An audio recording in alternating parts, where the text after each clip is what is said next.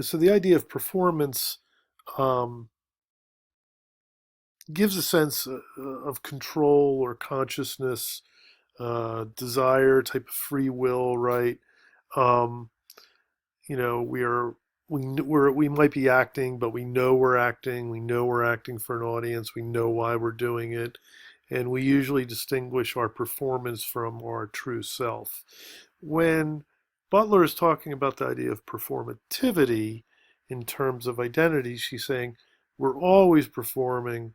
We don't really realize that we're performing, and our performance um, is not a is not 100% act of liberation. In fact, a performance is a very constrained type thing. When we perform our identity, we are our performance itself is being determined by a number of social and cultural networks that ideologies and hegemonies that are surrounding us.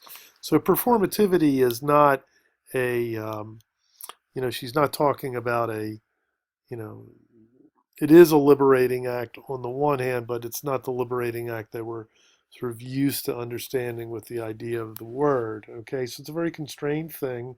And it's basically, sort of taking away that idea of, you know, ever really sort of having, 100% sort of notion of our identity or finding some absolute singular identity, right? We are not essential creatures. We are pluralistic creatures that are contained in webs and webs of social networks, right? So we might have illusions of individuality or identity or of controlling our individuality and identity, but she's basically saying that that's not the way it is.